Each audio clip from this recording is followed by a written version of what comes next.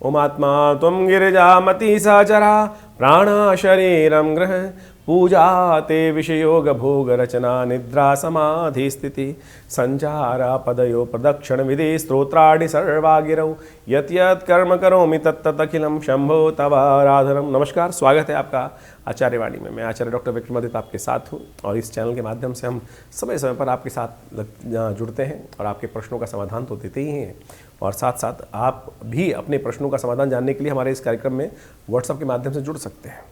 ग्रहों का योगायोग 18 को दिखा रहा है कि आपके लिए बड़ा परिवर्तन का योग है, अच्छा है, आगे बढ़ने के योग बनेंगे और सुंदर तरीके से चंद्रमा मेष में आ गए हैं और लग्न में आ गए हैं, नई शक्ति का संचार करेंगे आपके अंदर और सुंदर तरीके से शुक्र भी परिवर्तन की तरफ जा रहे हैं और ये विशेष तौर पे बहुत सुंदर योग बन रहा है।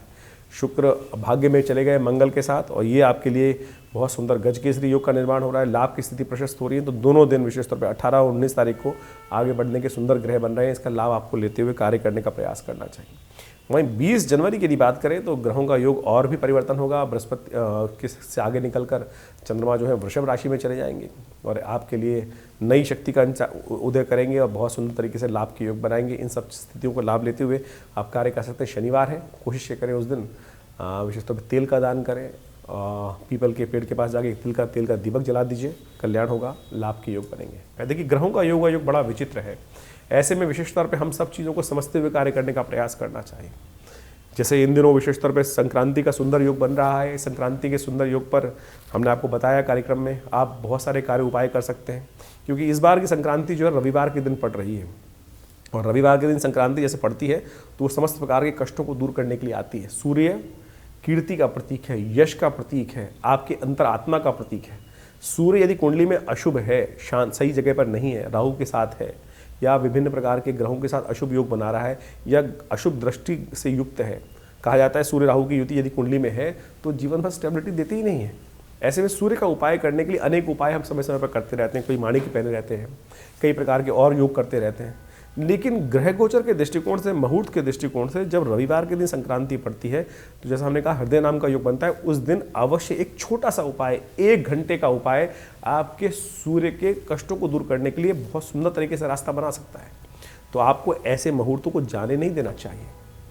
तो इस बार का संक्रांति बहुत खास लेके आई है और हमने उसी संक्रांति का लाभ लेते हुए विवेकानंद योगाश्रम में बहुत सुंदर तरीके से नवग्रह शांति महायज्ञ, गायत्री महायज्ञ, सूर्य शांति महायज्ञ रखा है। आप सब लोग उसमें सम्मिलित हो सकते हैं और कई प्रकार की ये आश्रम की व्यवस्थाएं हैं, उन सब में आप कार्य कर उन सब में सम्मिलित रूप से अभ्यास कर आप अपने कष्टों को दूर करने का सुंदर योग बना सकते हैं। ये विवेकानंद योगाश्रम कई प्रकार के कार्य हमारे करता है।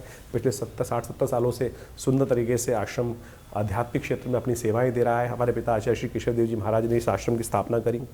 यहाँ एक बहुत दिव्य प्रतिमा माँ भगवती का श्री विग्रह विद्यमान है जो 1947 में 500 साल पुराना श्री विग्रह है। जब पार्टीशन हुआ वहाँ लोग मंदिर तोड़ रहे थे, ऐसे में एक व्यक्ति मानुभव ट्रंक में बंद करके वो मूर्ति लेके आता है और वही दिव्य मूर्ति आज विवेकानंद योगाश्रम में मुल्तान से आई हुई मूर्ति प्रतिष्ठित है जो 500 साल पुरानी चमत्कारी प्रतिमा है और आप सब भी उनके दर्शन करके लाभ ले सकते हैं।